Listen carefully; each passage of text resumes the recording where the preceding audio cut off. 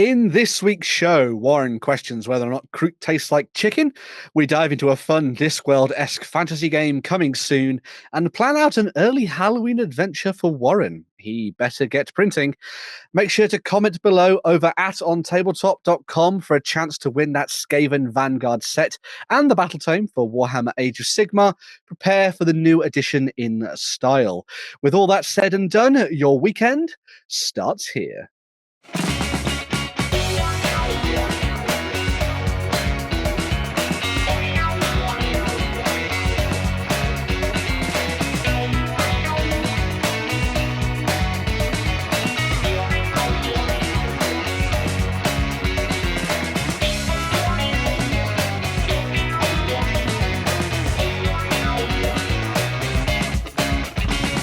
All right, folks, and welcome to the Weekender.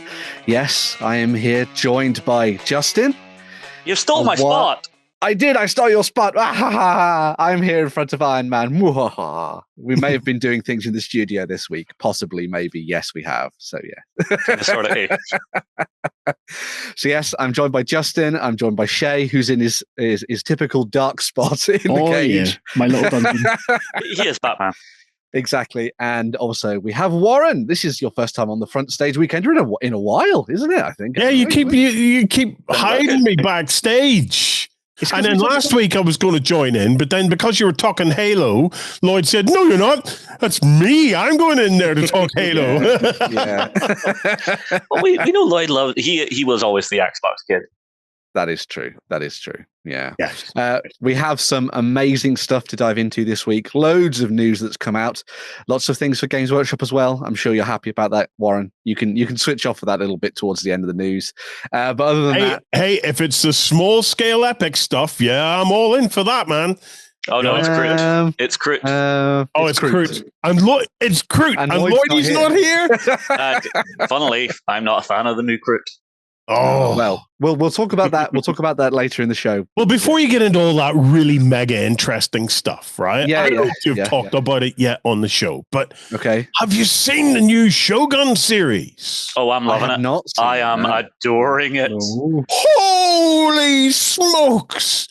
It is superb. Now, I've only seen 2 episodes so far. There's only 4 out so far. But good grief, it is incredible. I mean, absolutely incredible. I am astounded by it. I am absolutely astounded by it. So, I think we need another samurai army. You're wanting some Portuguese versus some samurai then? So what I have discovered, right? Yeah. Is my perfect samurai army. Okay. Yeah. It's 3D printable. Mm-hmm. And it's a bunch of overweight samurai. All right. So hang on, Warren. They're samurai. Samurai. Yes. Okay. So,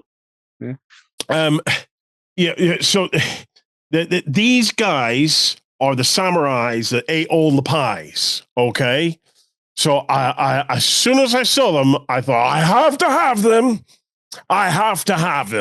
So I am going to do my samurai army, okay? Mm-hmm. And they will practice either Bushido for the pies or Bushido if they're going on a diet. So it's, if they're not all armed with Subu and Naginata, I'm going to be annoyed. They're going to be armed with giant kebabs. Giant kebabs. And what I'm going to do is I'm going to get itty bitty takeaway menus to go onto the flags that are on the backs. So hang on. You're going to have your Domino's regiment, your D's restaurant, your Subway restaurant or regiment. No. I've got to keep it historically accurate, man. So okay, so ramen menu. It'll be like sushi restaurants and stuff like that there. Although I believe there was once. See, I've got an issue, right? I listen to, as you know, I've got deep respect for history, okay? I have spent the last few years balls deep in history. I listen to history books at night. Okay. The problem is I'm not very good at it. So I kind of fall asleep very quickly. So all of the history I gets kind of filtered through my built-in dream interpreter. Okay. So it's a hamster. So I'm going to tell you about this ancient Irish samurai group that I'm convinced is a real thing because it was in my dreams. So therefore it must have come from one of these history books. So, but I think that they introduced the Ulster Fry to Osaka, to the city of Osaka.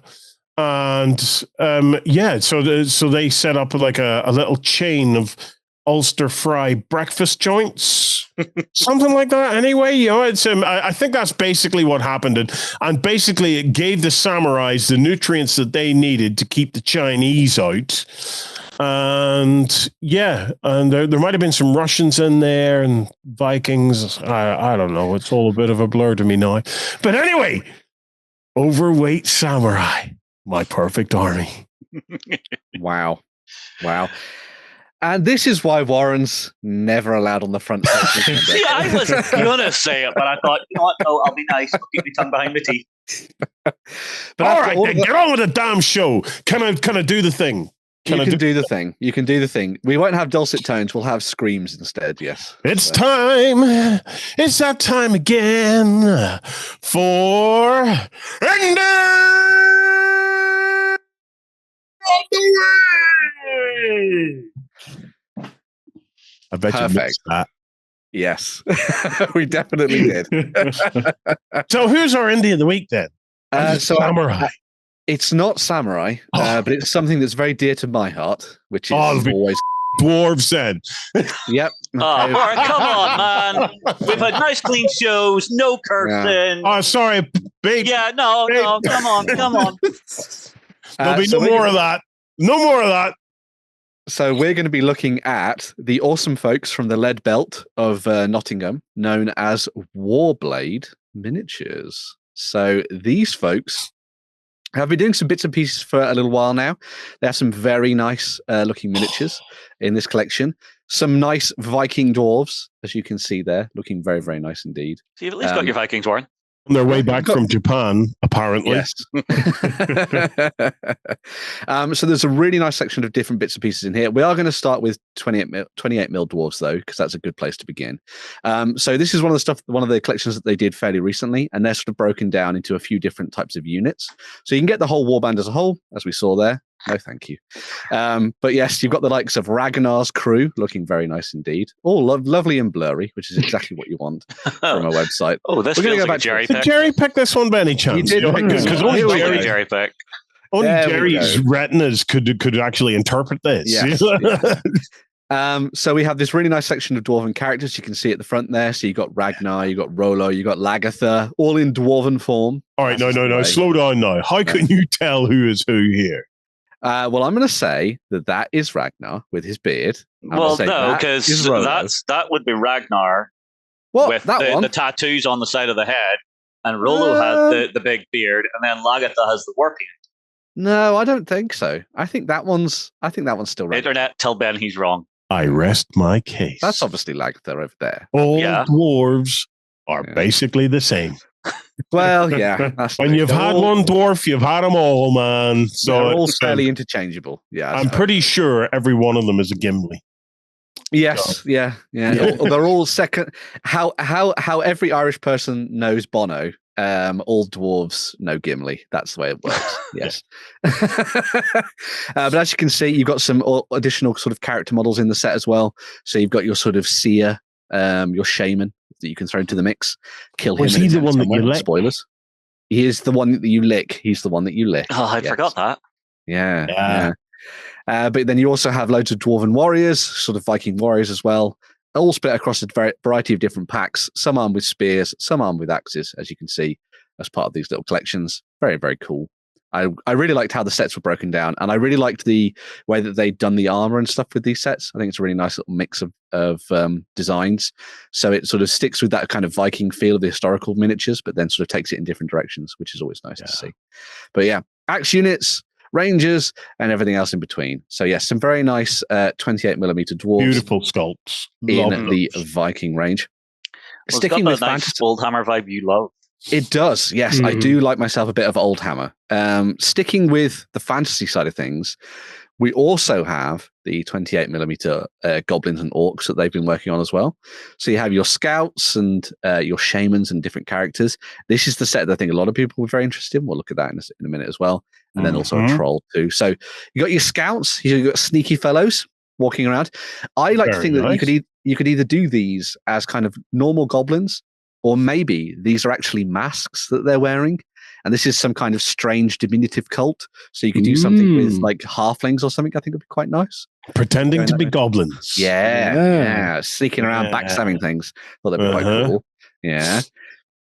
You've got your, again, sort of classically old hammer with these. That's seriously old hammer level there. Big, long, lanky arms. Yeah, that's going way back. Yeah. But yeah, you've got your shaman, your fighter, your brute, all done by John Pickford, as you can see there. Really nice designs for these. I think these would work very well with a lot of the kind of dungeon delving style orcs and goblins that you see from the likes of Reaper and that kind of stuff. They'd be very good for that. Or maybe even some of those classic sort of Wargames Foundry style orcs and goblins that again are very old hammer and sort of keeping with the Games Workshop feel of the olden days. These, however, are by the lovely Kev Adams, who is a wonderful Jerry shot of these ones once again, which is a real shame because the Kev Adams goblins are actually very, very nice. But these ones are far away and furry. But there we go. You've got a nice little section of archers and shamans and champions and all sorts of things in there. So if you're somebody who likes the Goblin Master himself, Kev Adams, you've got a nice little option to pick up some new miniatures on that front. Capping things off, we also have the Troll Meat Walker, who I think is amazing. I love the brain spikes. The brain spikes. Yes, that's awesome. It's a great way of sort of playing around with the idea of him being like dumb and sort of driven around by the pilot, who is having an amazing time, as you can see, which is very, very fun. No, the OS just broke down and he's screaming for tech support. Yeah, that's probably it, actually. Yeah. That wire's come unplugged somewhere. He's lost connection through. See, but it's the same as any good printer. Yeah. A lovely sculpt with that sort of classic old hammer feel to it again. And the best thing about these, they come from the lead belt. They're all done in metal. Obviously, the resin troll there as well. But a fantastic little collection for those people who like their big, hefty materials when it comes to their miniatures. A really nice collection. If I'm losing, I can throw it at my opponent's head. When I Exactly. That's the way to go.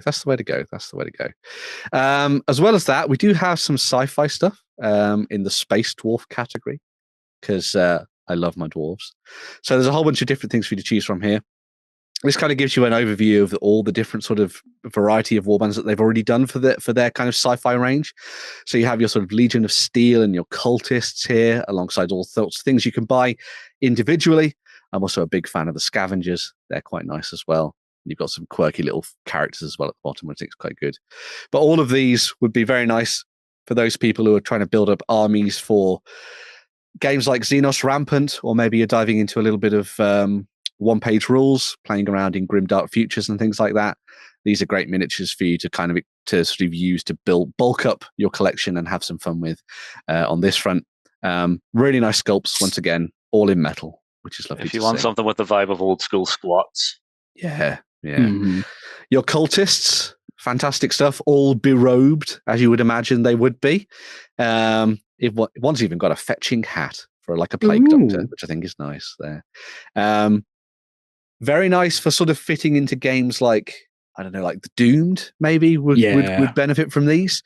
That'd be a good shout for these ones. You could even go down the route of maybe using these for like all of those sort of grim 28mm indie games that have been coming out over the last year or so. You know, all those games that are like 4 pages long and they require you to kit bash things and smash things together and use really weird, quirky miniatures and all that kind of thing. These seem fairly perfect for that kind of game. You got your scavengers there as well. So you're sort of like wastelanders with all sorts of different ranged weapons that they've picked up from various locations. And then the Space Dwarves. So yes, linked to the Legion of Steel, as you could see before, but you can get them in individual packs with their various range weapons and all sorts of different things like that. We will talk more about Space Dwarves later in the show because I'm here and I'm in charge. Jerry's away, so Ben shall play. Yes. So if you're liking the look of these, keep an eye out for more of this stuff later in the show. But I'm thinking these are looking really nice. Would be a good fit for a lot of the macrocosm stuff that's out there in the world. Nice little collection there as well. But yeah, decent stuff on that front from Warblade Miniatures. If you're interested in picking up some old Hammer style collections, they have loads for you to choose from, as you can see. And it's only going to get bigger, I'm sure. If I think these Viking dwarves went down very, very well, and that has kind of buoyed them on to do even more fun stuff in the future. But yes, if you're interested in checking out old Hammery stuff, be it sci-fi or fantasy, come and have a look at Warblade Miniatures. Have some fun. Very cool. Very nice. Go. Yes. That's the indie of the week. A nice, fun one. Nice, quick one there. Loads of interesting minutes for you to go and check out. We're going to be back in a second once Warren has told us in the break about more samurai that he wants to use on the tabletop. No, Sumorai. It's going into the dictionary. Sumorai, yes. But we will be back in 1 second with the news. Coming to you from the center of Northwestern Europe. Covering board games, war games, card games, and all that you love. It's the news. All right, folks, back, and we're going to be diving into some news. Going to be starting things off with a little bit of an announcement of a new game. A lot of people will know Graham Davey for work on Test of Honor, a samurai game. Everything's coming together. It's all connected. And also 0 to 100 hours. But he's also working on a new fantasy game. So he's done historical, and he's done samurai historical in feudal Japan. He's done World War II. And now he's moving to the realm of fantasy with a game that might be some kind of like Discworld-esque adventure, perhaps, on the tabletop, which I think will make Jerry very, very happy, called Guards of Traitor's Toll. So Guards of Traitor's Toll is going to be a semi-cooperative miniatures game in 28mm. The whole idea is that you're going to be playing as the eponymous Guards of Traitor's Toll, as you can see here, with some lovely sneaky peeky renders in the background of miniatures that are probably going to be coming up soon. And you'll be working, as you might imagine, as guards to try and take down all the cutthroats and criminals that are infesting the streets. That could be dealing with buskers and charlatans. God damn, I hate those buskers. Or working out what to do with an errant wizard who is going around blasting everybody with fireballs. As I said, the game is going to be semi-cooperative. So the whole idea is that you're going to be taking a leader, sort of like a guard captain, alongside a bunch of fellow guards. So you get sort of the makeup as you can see there in the center almost. And then from that point, you're going to be diving in and playing out sort of scenarios that are all based around sort of capturing criminals or stopping wizards and all sorts of things like that. The cool twist to this is that you're trying to be the one who impresses the sort of upper echelons of society the most.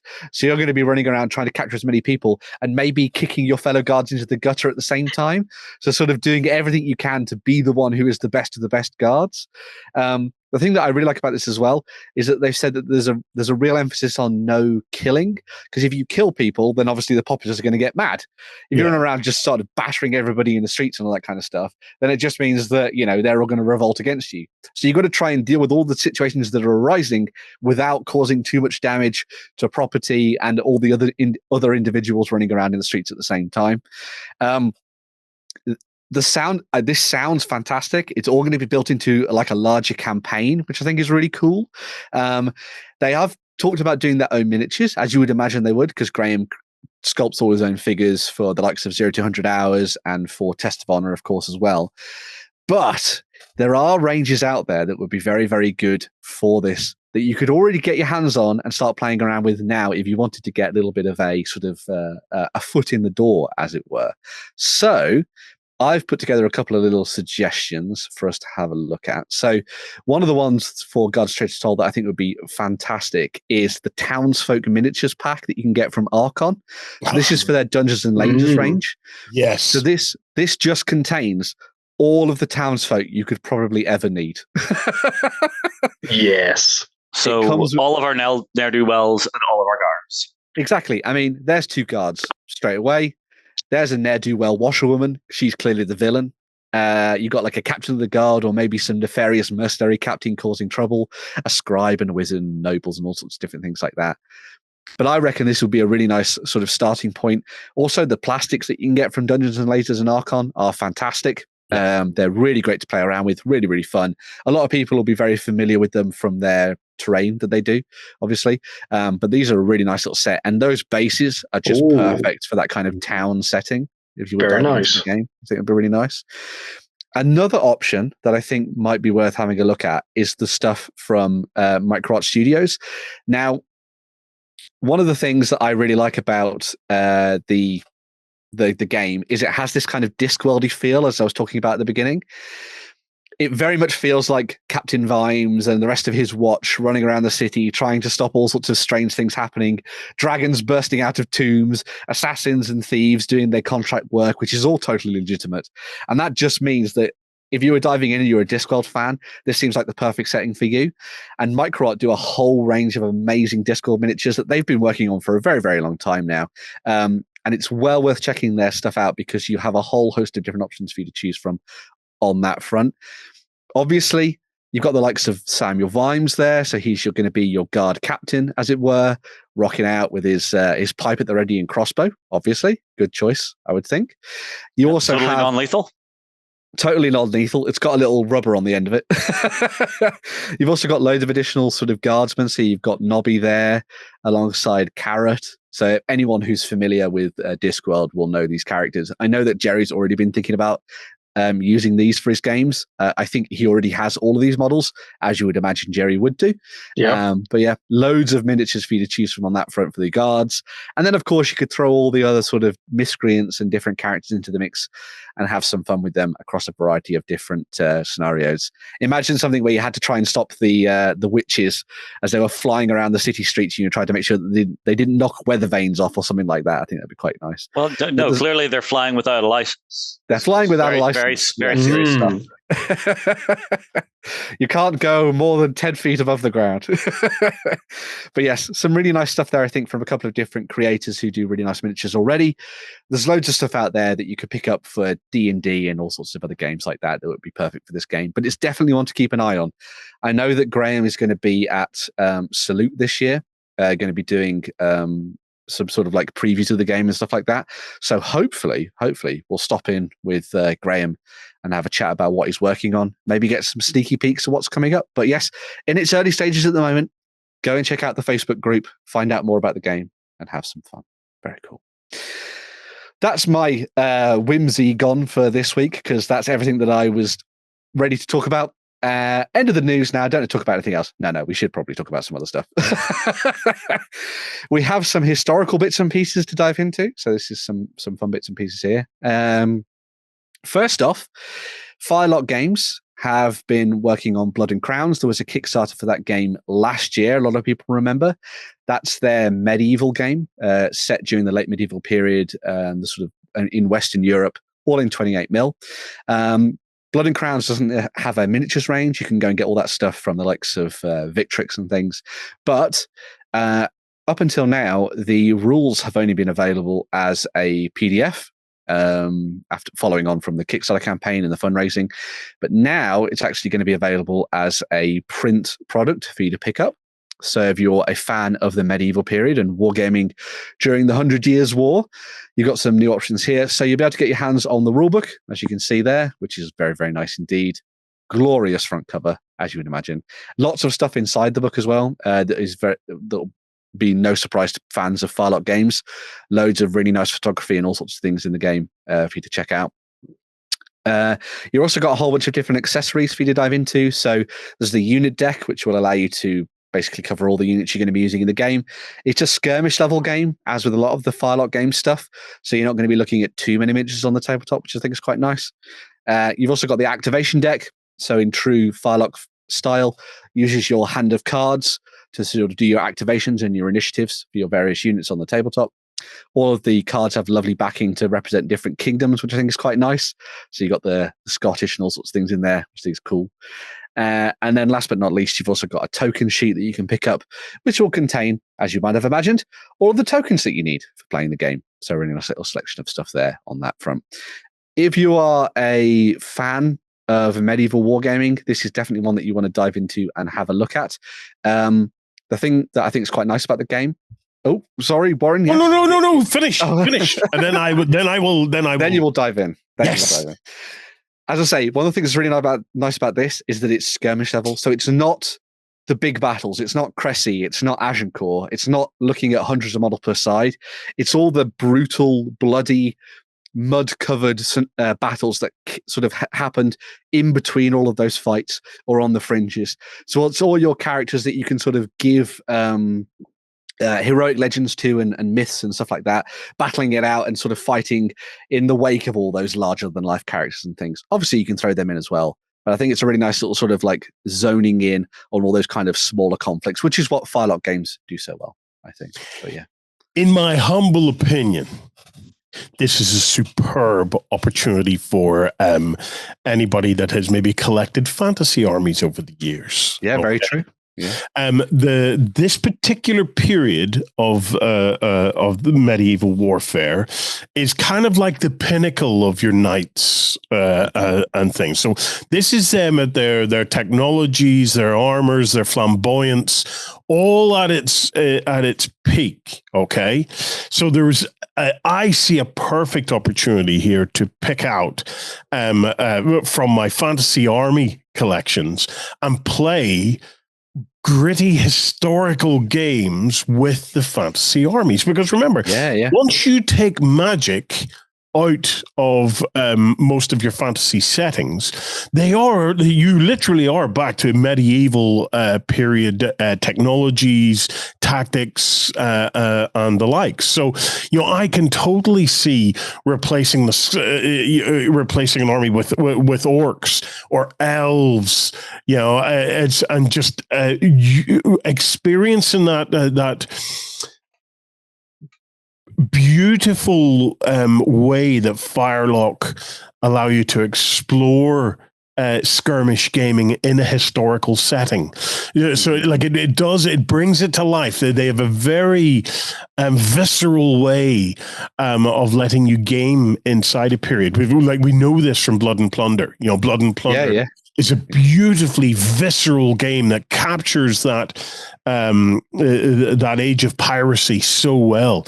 This, I haven't played it yet, but I'm pretty sure if I had to place a bet on it, this is going to capture a lot of that. And so imagine being able to get your fantasy armies, pull out some stuff, and just fight the hardcore aspect of it. Yeah, forget about the magic. Just fight the hardcore tactical stuff.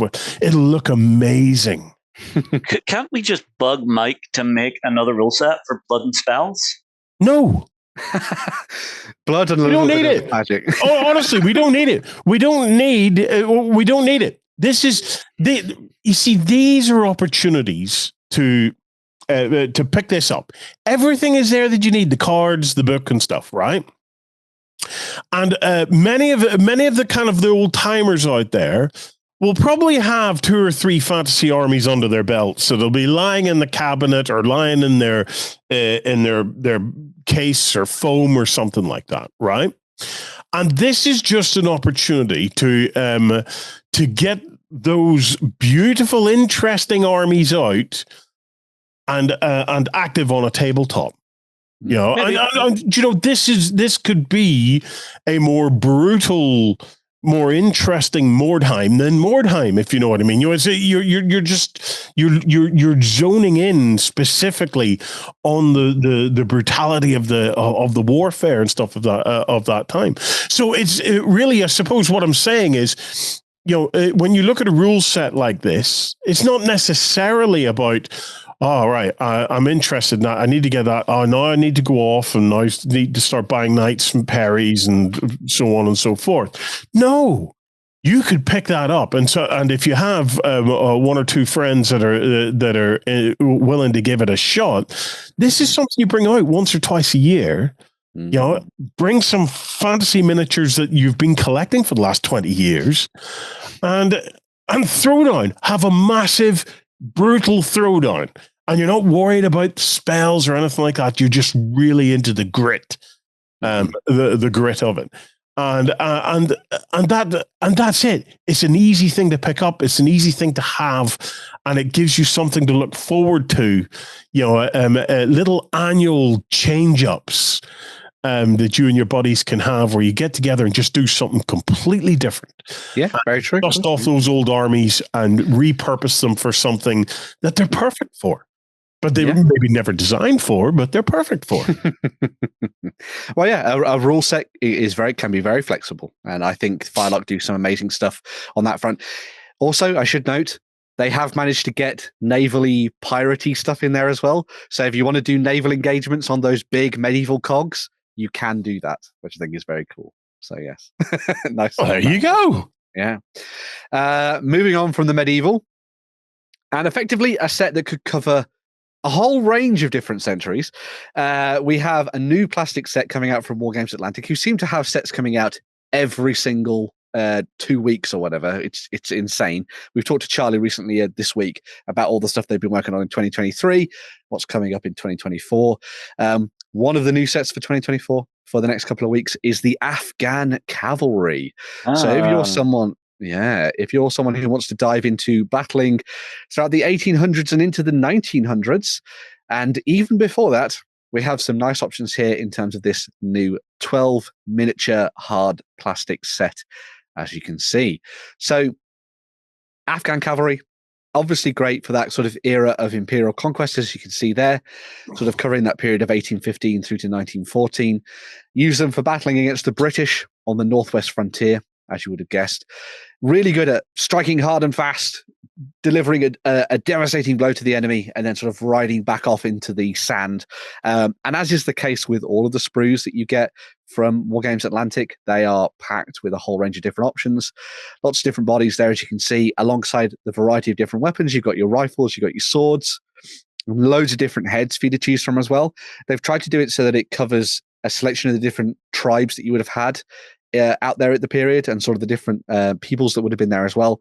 So whichever kind of old artwork or photographs and things you wanted to try and mirror, this kind of set will allow you to kind of bring that back to the tabletop, which I think is quite nice. And you've obviously got your lovely galloping horses at the same time. One of the things, as I noted though, is that this set could actually work very, very well for armies that cross a variety of different periods, because their dress and the way that they would have barded their horses and things hasn't necessarily changed over a vast amount of years. If you gave them different weapons, they could easily fit into something as early as the 15th or 16th century. And if you gave them automatic weapons, they could fit into modern day conflicts at the same time, because why would you go around in a beat up car when you could ride around on a horse that can go pretty much anywhere effectively? You do realize there is only one way to beat those particular soldiers. Oh, yes. You will have to field a regiment of the 3rd Foot and Mouth Brigade in full tartan dress with their floppy bits hanging out.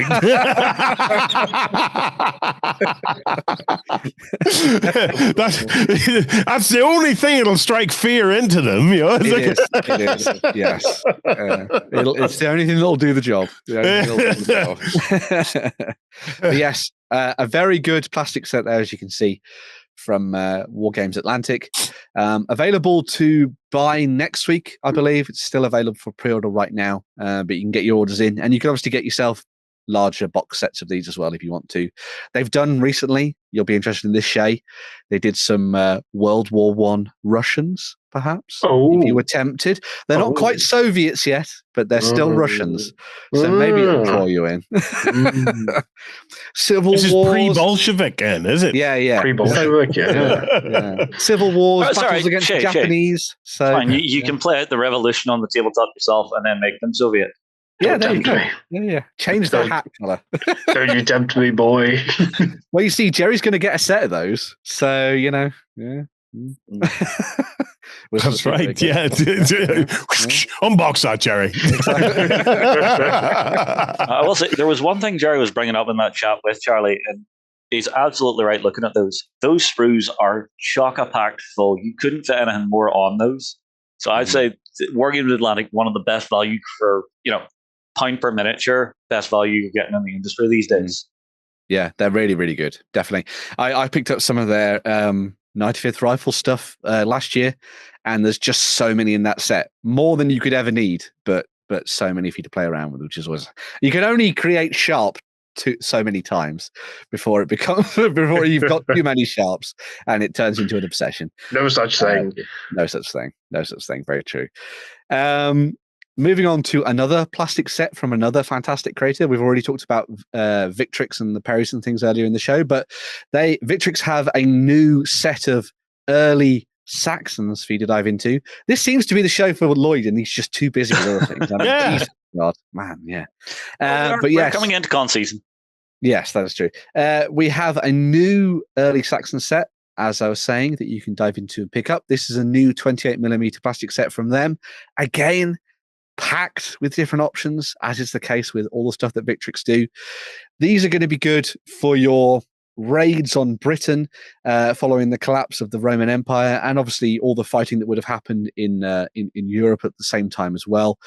They are great for representing, as you can see here, your sort of Saxons, Jutes, Angles, and Danes that would have been fighting during the 4th to 6th century. Think of these as your kind of your Beowulf heroes and characters, the stuff that would have been around the same time as the likes of Sutton Hoo and the ship burials and things that you would have had during the early Saxon period. So these were the kind of guys that were legend even to the Vikings. Yes, pretty much. These are your proto-Vikings, your proto-Saxons, all that kind of thing.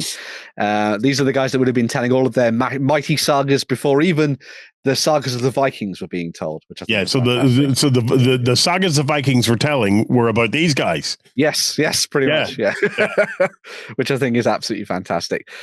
Loads of different options in the set. As I said, there's 36 miniatures for you to play around with. You can give them axes, swords, spears, whichever way you want to go. Also, an interesting thing, and you'll note it here in some of the designs we're seeing for these different miniatures. So here, you've got these. This is actually a perfect opportunity to show it.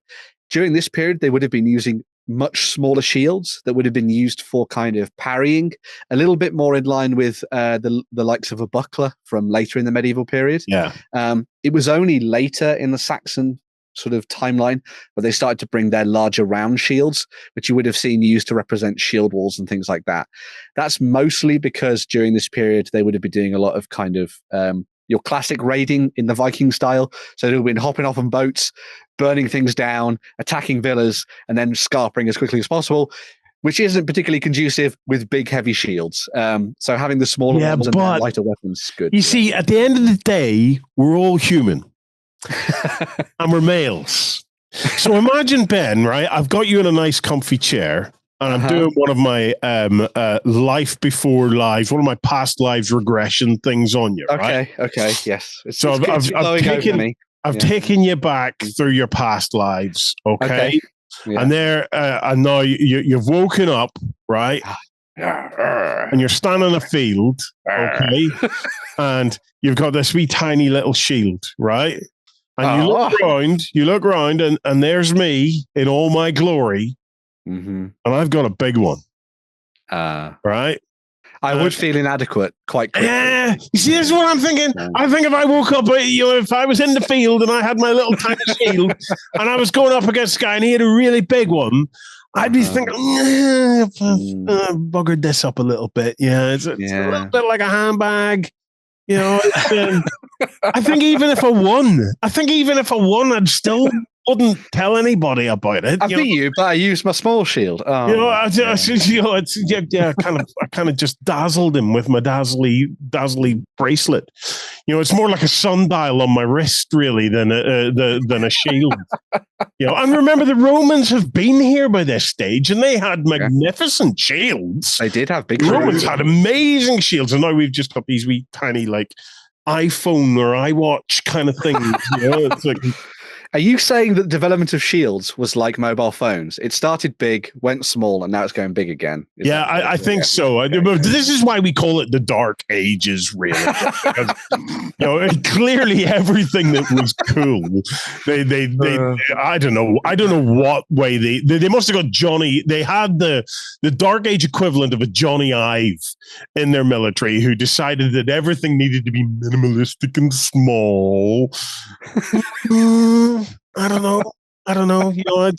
I maybe was really skilled, but I didn't get to tell too many sagas about it because my shield was just a little bit embarrassing at the time. Yeah. Well, thankfully, they've put in enough of those large shields for modern sensibilities. So if you want to throw in with the big shields, you can do that, which is I think it's more Warren sensibilities. Yeah. Look, they deserve a big one. They deserve a big one. They really do. Yes. So yes, that's us doing a historical bit. Loads of fun stuff there on that front for a whole bunch of different time periods. Now moving to the grim dark future. All right, let me get comfortable. Yeah, it's all right, Warren. You're just going to hear me blowing up on these, so you'll at least be mildly entertained. Okay. So this weekend, the pre-orders are for. Yeah, look at him on his little shield. Let's see the Tinder app on there. The new Kroot hunting pack, which is the new army set for the Tau Empire of Warhammer 40,000. So this is the set that we'd seen previewed a little bit earlier this year as part of the previews for what's coming up for Warhammer 40,000. This one comes with a whole host of additional Kroot miniatures. You get a couple of different characters alongside the various Kroot, as you can see there. The Kroot Rampages and the Krootox at the back, which has all been revamped and updated for your games. You're also going to get yourselves the new limited edition Tau Codex alongside the programmed obsolescence of the datasheet cards, and also your combat patrol rules that have been thrown to the mix as well. Is that deck of cards there that looks like a butt with a butt crack in it? Yeah. Yes. All right. Okay. Fiddling around in the butt crack. There we go. Okay. But yes, this is going to be your first chance to get your hands on the new codex alongside all of those new Kroot, as you can see there. As we have said, Kroot not going to be not everybody's cup of tea. The design's crap. Yeah. I love them. I think they're the finest miniatures range ever produced. No, I'm not being sarcastic here. I'm really glad to see the Kroot. I think the Kroot are one of the few interesting aspects of it that were actually left. It's but the thing about it, I don't know. It's a weird one. Had they done it 10 years ago, right? Really, really, really would have been into it. But a lot of water has went under the bridge in 40K in 10 years, and it's like, and now, it just doesn't quite have the same impact that it would have had way back in the day. It's back in at the end of your 4th edition, going into 5th edition. What are we into now? 29th edition or something. But if back in your 4th, 5th edition, to really have explored something like that, I think would have had impact. But so much has happened since then. It's got so complicated in terms of not just not even the rules, just the general setup of the 40K environment now. Is there's a lot of hyper complexity to it. So you look at the Kroot and they're so, I don't know, they're so they're so outgunned by everything else that's there. We have Primaris, you have squads and soldiers now that they'd be basically spit roasting Kroot and eating them like Kentucky Fried Chicken. I thought that was the Kroot thing, that they ate everything around them. Yeah, but honestly, man, Kroot to me are like dinosaurs, right? Every time I see a new kind of like a dinosaur thing or whatever, I can't help myself. I wonder what it would taste like. I just wonder what it would taste like. And Warren wants to eat Kroot. I look at those Kroot and I think to myself, I'd be a quite big, tasty chicken leg thing going on there, man. You with the right spices. Break out the batter. Yeah.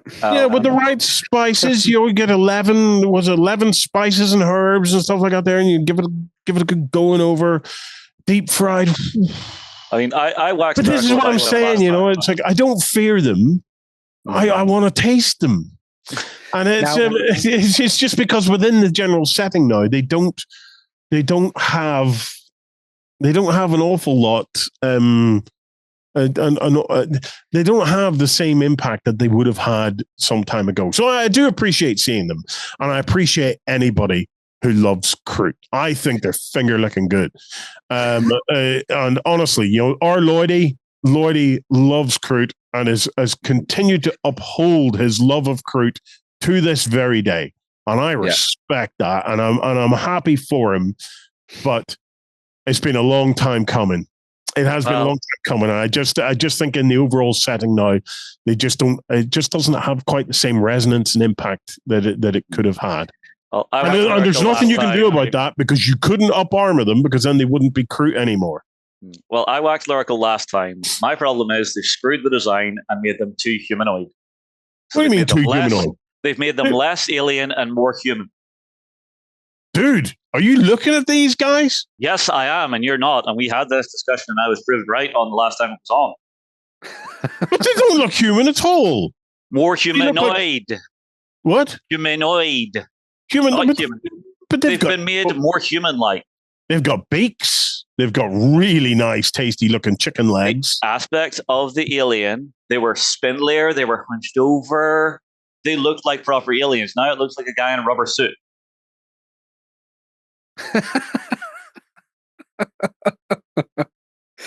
Now, interestingly, I think I wasn't expecting this. Interestingly, great. 404, Warren not found. Interestingly, I think it might actually have come down to the way that they're painted as well. Obviously, the design, you can't change the design of it, and you can't change the way that they've been sculpted and the proportions and that kind of thing. But a lot of the lighter coloured Kroots that we were just looking at there, I don't think they look as good as some of the darker painted ones. I've seen some that were done as part of a battle report that were much, much darker in skin color, and they felt a lot more brooding, a lot more menacing, and they carried through a little bit more of that old school design feel to them. A lot of people had. I get what you mean about them looking less alien. Spiky, I suppose, would be the case. But well, it's that spindliness they used to have. Yeah, but I actually I'm coming around to these guys being pretty cool. I actually quite like a good paint job can cover up a bad model. That's true. That is. I don't think they're bad models at all. I think they're lovely. My opinion. For me, no. Yeah, I think they're gorgeous. I look. I want to own these.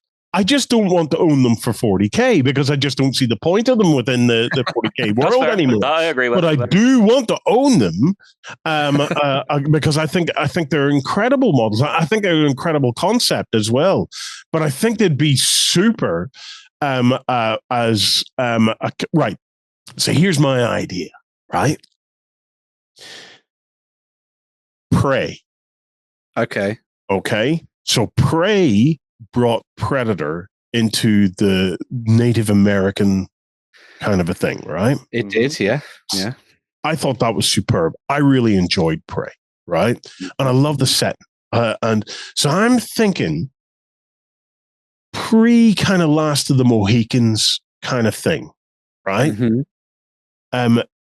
Potentially looking at Native Americans versus these creatures that have climbed out of the caves, because the Native Americans have this, they have old stories and things like that of giants and things like that they they chased into caves and then set fire to the cave and burned them all and stuff like that. So I reckon, and they talk about the Thunderbirds, right?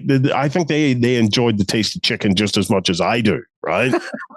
So if these creatures, right, and you could kind of set it in an almost historical kind of a setting with a huge kind of battles or something like that. I think that'd be kind of interesting.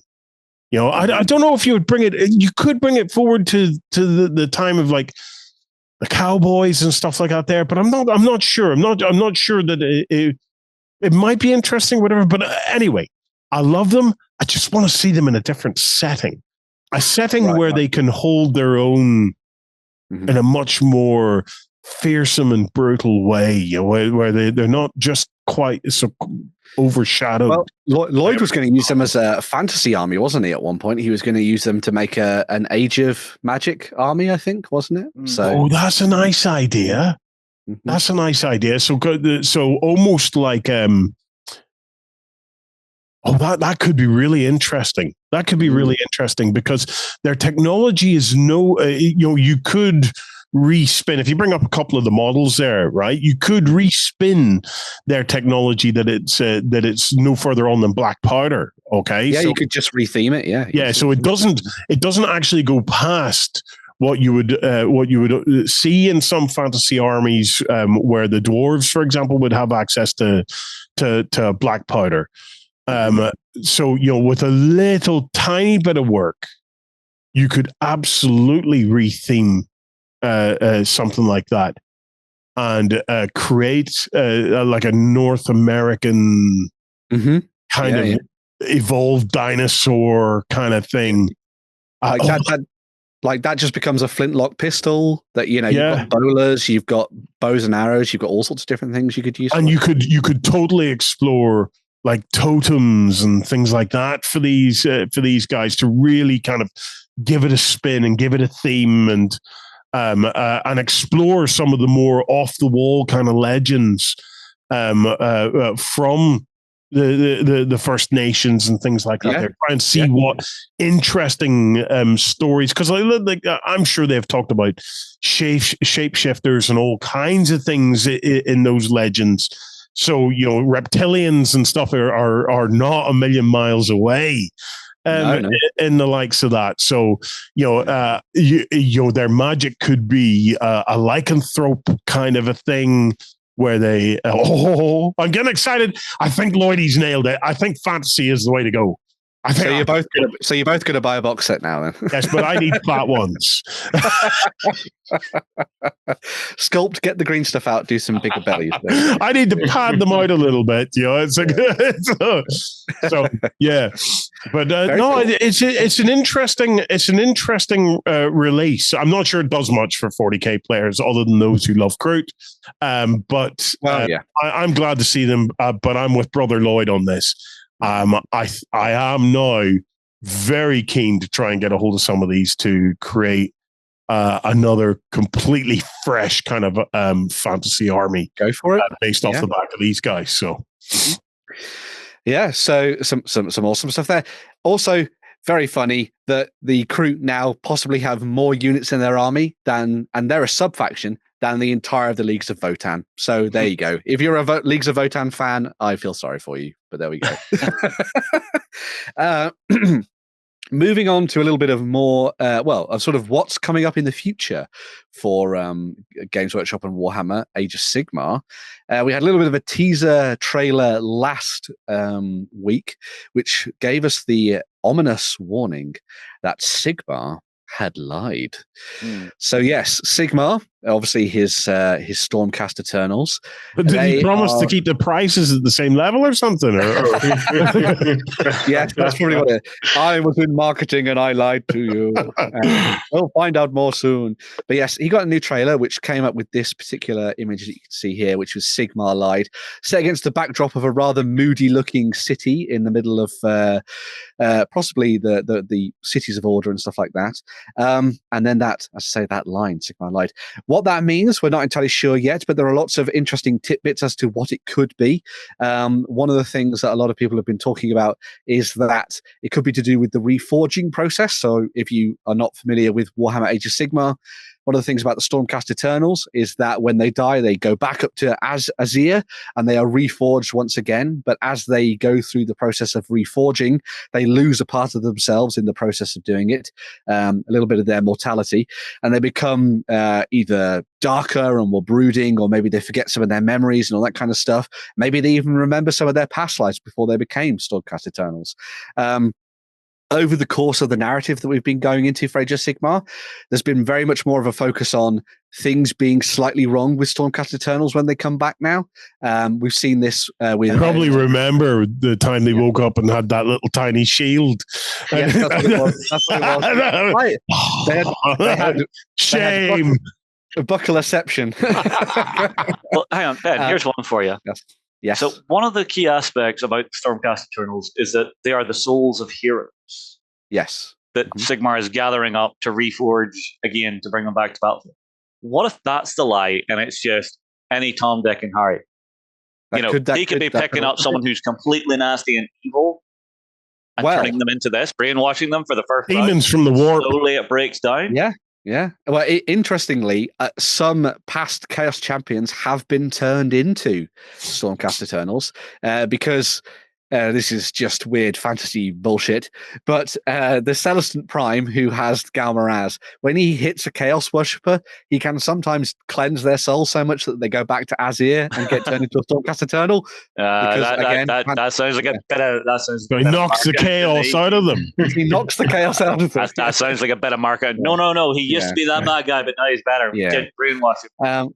The other thing that's come out as well is that obviously the Skaven are going to be the big sort of overarching villain for the new edition. They're going to be coming back with a new revamped range of miniatures that will be previewed next week. We'll talk a little bit about that in a second.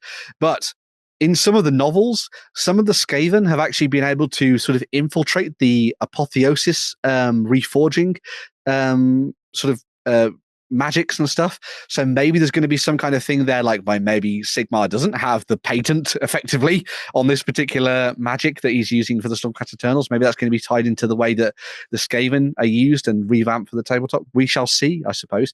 He's known for lying, I will say. Could it be that he steps out and he goes, sorry.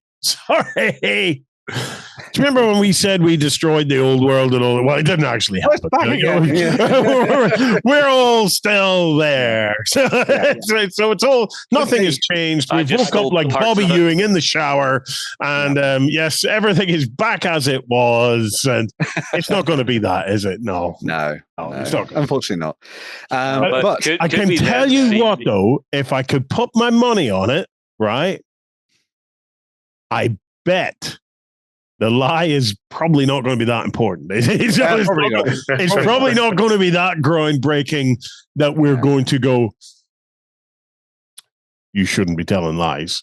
We're probably going to go, it's kind of maybe more of a white lie than kind of like a major lie. Well, are we going to see some Stormcastified vermin man? Maybe. They do have storm vermin, so you never know. We'll see, I guess. This is, as I say, this is all going to be previewed in more detail next week. They're going to be having a big Adepticon reveal at a stupid time because Americans. So yes, how dare they have a different time zone? Exactly. How dare they be in the past, be in the future? So Adepticon's going to be coming up with previews for Warhammer 40,000, Age of Sigmar, Warcry, The Old World, Kill Team, and Warhammer Underworlds, plus teasers for the Warhammer, The Horus Heresy, and Necromunda. Nothing in there, unfortunately, for Legions Imperialis, so nothing for you there, Warren. You don't have to get up at 3 o'clock in the morning. I won't be getting up at 3 a.m. then. Yeah, there we go. That's perfectly fine. Yeah. I think I've worked it out. Yes. I think I've worked it out. I know exactly what's happening. Okay. You say the Skaven, right, are going to be the new big bad, right? Yes. I think Games Workshop have bought Thundercats IP and they're going to release the Thundercats into the old world. Yeah. And get this, because they're led by Lion Ho. right? I see. So there's a lion. There's lion in there somewhere, right? So Lion Ho is going to, because it's the only way to defeat the Skaven is with the Thundercats, man. So yeah. We got that. At this point, everybody is absolutely over the moon that I'm back on the show this week. Exactly. They're launching a petition. They're launching a petition to keep me as I speak. Oh, my brain! How many other people just got a migraine off that one? But yeah, some fun news, as you can see from the tabletop world this week. Make sure to delve a little bit deeper into that Guards of Traitor Toll one that we talked about at the start. Really, really fun from there, and obviously. Blood and Crowns looks fantastic, and some interesting things for us to come back to next week when it comes to Games Workshop and the future of Age of Sigmar and possibly beyond. I'll probably be working on that very early on Thursday morning. Oh God, but there we go. I do what I can for you out there in the world. We're going to be taking a little bit of a swish, and when we come back, we'll be closing out the show.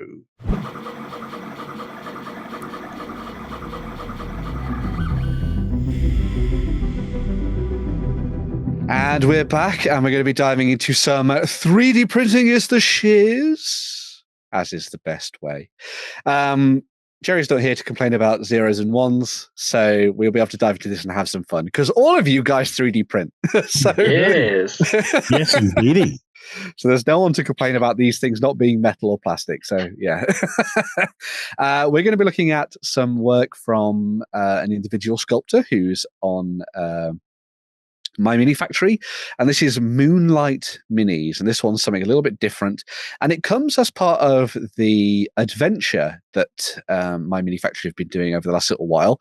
For those people who aren't aware, the adventure is a collection of smaller individual creators that get drawn into a larger bundle of interesting bits and pieces for you to pick up, and they can be used across a variety of different fantasy games, sci-fi, and all sorts of things in between.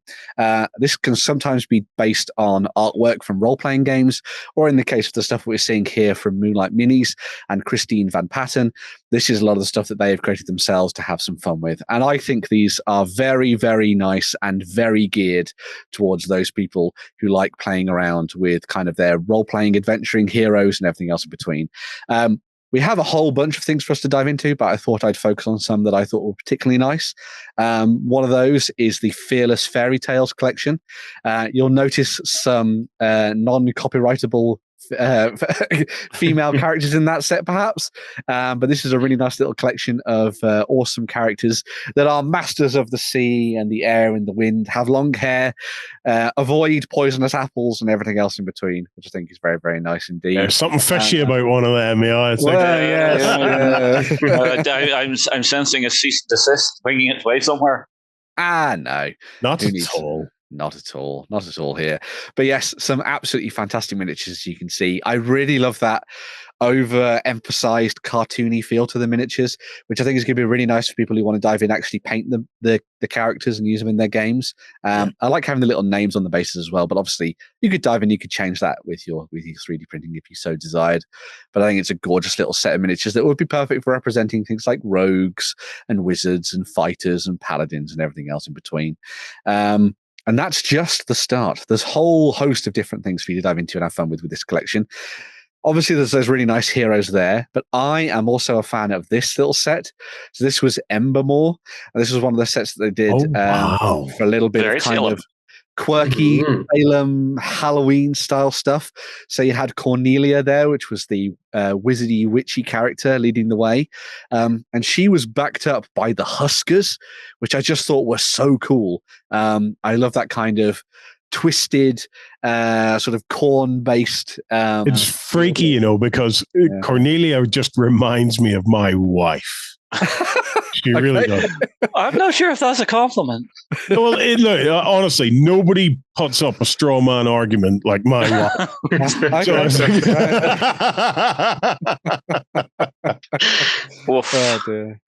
But yeah, you got some nice miniatures on that front for a little bit of a Halloween adventure.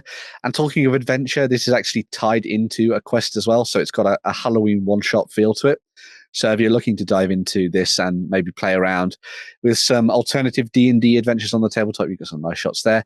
And obviously you could use it for different systems, just use the same characters and models and just theme them to whatever collection you have potentially out there in the world. Talking of dungeon delving beasts, we also have a wonderful little section of goblins as part of this mega collection. So if you were looking to fill out your dungeon delving collection, you got some nice little options there. Armed with spears and axes and all sorts of different things. Great for throwing into the likes of Pathfinder and stuff. I think these would be particularly suited to Pathfinder because of the way that they've done the goblin designs. I think it works very nicely with the way that they tend to portray their goblins in artwork and stuff. And obviously you could just throw them in and use them for that. Or you could use them as part of a skirmishing warband as well, actually. So if you're looking to maybe use those for a skirmish game, you've got some different options on that front as well, which I think is quite nice.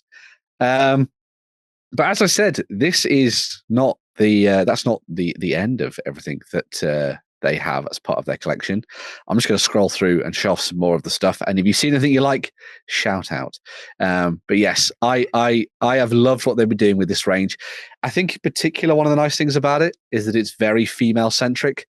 So for a lot of people out there, you'll maybe go and find your D&D models and things for your games. They might all just be like big buff men in armor. I think it's nice to have a collection that is more focused on producing female miniatures, as you can see here, again, with that sort of cartoony style. So you can fill in the gaps and maybe help potentially build up a collection that would be good for maybe even younger gamers who are looking to dive into skirmish games and role-playing stuff on the tabletop. I was particularly I loved this version of Cornelia. So obviously we saw her earlier, but what about her as like a flaming lich instead? Ooh. I think that's quite nice. Oh, so nice. Yeah. So like the fields have all been burned down by those people who run around to try and deal with her. And now she's back with a vengeance with that sort of flaming version of her, which I think would be quite nice. Yeah, it's got like that bad 80s horror movie vibe. Yes, very much so. I'm going to buy them. I am going to buy. Yeah? Yes, yeah. I'm going to buy them for my Halloween Hero Quest this year. Yes, that'd be good. Okay, yeah. I'm going to buy them for Halloween Hero Quest this year for my kids' good Halloween-y kind of thing that we do. Mm-hmm. And I'm going to do it pretty much exactly what you did there. So I'm going to have Cornelia being the protagonist, okay, and fire is obviously going to come into it because of all the straw men, okay, and they're going to burn. Clearly, she just made them to work her fields. Everybody got jealous. But what they're not going to realize is that fire makes her even more powerful. And that whenever the fire touches her, because I've got this great little mechanic I've been working on where fire spreads through the environment, you see. And they have to try and stay out of the way of the fire and so on and so forth. But when Cornelia is touched by the fire, then all hell breaks loose, and we get Cornelia the Pyromancer. The Flaming Lich version. The Flaming Lich version. Mm-hmm. Oh, right, hurry up, finish the show so I can go and buy these. Well, I was talking about in the same vein as Fire, there was also this particular set which was quite nice. So you got this Flaming Skeleton set, which I've got to buy them as well. This is getting expensive, man. Well, clearly that's what's under all the straw. Yeah. Or maybe these are villagers that tried to stop her and they put birds and turned into her minions. I think that'd be quite cool. But you got lots of different, maybe some of these particular characters could be heroes that go up against Cornelia. It would be quite a nice little way of taking it. Absolutely. But yes, loads of different models in here. I think John might actually quite like quite a few of these. There's quite a few of them I think would be fitting for his sensibilities. And if you're a furry, there's even more. Obviously, there's some dwarves in there as well. So you've got the Winter Veil dwarves, as you can see here, going for that kind of sort of Inuit feel to them, which I thought was quite a nice little touch. So sort of playing around with the aesthetic a little bit more. Obviously, dwarves tend to find themselves fighting around in cold climes. Why couldn't that be somewhere in the north in that kind of Inuit style? That'd be quite a nice way of taking it, actually. Playing around with different... So full of character, these wee models, aren't they? They really are. I think that's one of the things... I mean, want to run an entire band of Owlkin? You can. I think that's great as well. Loads of amazing bits and pieces in here that I think people will be very happy with. Even got your bunny people as well, if you're so inclined. But yeah, if you're somebody who's looking to maybe dive into a collection of female miniatures or something that's a little bit different for fantasy, you've got some nice little options there on that front. And as Warren has already suggested, there is an adventure already planned out. So, all it takes is seeing a few fun miniatures and you could be taken off in all sorts of different directions when it comes to building up interesting collections for the tabletop. But yes, very cool. So yes, go and check them out. Moonlight Minis. Go and see them in the description down below. There'll be a link to go and buy all your models, as Warren is doing right now. So yeah. Warren's just sitting there going, I will never financially recover from this. Sticking with 3D printing, but moving into the realm of Kickstarter, we have DakkaDakka back on Kickstarter with a new project, and the Order of Repentance. I told you there'd be something for you here, Shay. Yes. So I know that you have been building up quite a Adeptus Sororitas, Sisters of Battle army, but how about 3D printing yourself some more unique miniatures for your collection? So yes, if you are so inclined, like Shay is, you might want to go and check out this selection here. So this is another one of their big projects focused on producing a whole range of fun alternative miniatures for your grimdark games. 40k, yeah. All one-page rules, obviously, as well. Yeah, dive in and play that. But the Order of Repentance is a selection of fun, badass Sisters of Battle from the future with all the things that you would expect them to have. There are a couple of different pledge levels for this for you to dive into. There's that sort of based on sort of the amount of models that you want to pick up, or if you're a merchant, for example. One of the ones that I think a lot of people are going to be going for, is the base set. So this is the Sisters of Minor Guilt, which I thought was a really fun way of naming them. And this is a fully modular set. So you get all the bodies, as you can see there, alongside all the different range weapons and melee weapons, alongside backpacks, all the candles you could want, and a variety of different heads as well. Hoods all the way, I would say, for your sisters, I think. Oh, yeah. Hoods just rock. And whichever way you're inclined to burn your enemies to a crisp, you have various weapons there as well. So melter guns and flamers and everything else in between. Fire is friendly. Fire is indeed friendly. Fire indeed hot. You also have the Sisters of Redemption there. So if you're looking for your slightly more elite characters, I can't remember what the name of that unit is in. Sacrosancts. Sacrosancts, there you go. So you could use them to represent them. Very nice as well. Your Unrepentance, which takes things in a little bit of a different direction. Very kind of like 80s, 90s horror feel to them with their big blade arms, as you can see. Looking very, very nice with those really cool helmets on them as well. I like the locks around the top as well, which kind of like is a nice thing to sort of tie them into the idea that they're unrepentant. They're still prisoners within their own bodies, perhaps. I think it's a nice little touch. I need some Arcofagulants, and I think they might be getting. There we go. There we go. Rather than all those spindly whips, have big blades for hand instead. Yeah. Yeah. We've also got the Redeemer Sisters, not a band from the early 2000s, but instead a bunch of killers, as you can see there, with all of their big chainswords at the ready, and you've got a Repentier leading the way, which I think is quite nice. The Thorn Knights, I thought as well, were very, very cool. I know a lot of people run Crusaders as kind of objective grabbers. This could be a way to get your hands on some really nice ones that are very different and not made of shit cast. I've decided to call it that now. So yes, got some nice Thorn Knights there, which would be a good little addition. Just change the shields if you want to take them in a different direction, perhaps as well. Step away from them being Adeptus Sororitas inclined. Could maybe put sort of some like a big eye on the front of that shield, perhaps, sort of make them more in line with the Inquisitors and stuff. You've also got big walkers, so you've got your Iron Pain engine, and then the Full Metal Lady, not an alchemist, Irel Mal, who could be your leader in that rather awesome suit, as you can see there. As has been the case with a lot of DakkaDakka's recent projects, they've also done vehicles, so there's an APC with lots of different weapon options for you to choose from, which is good.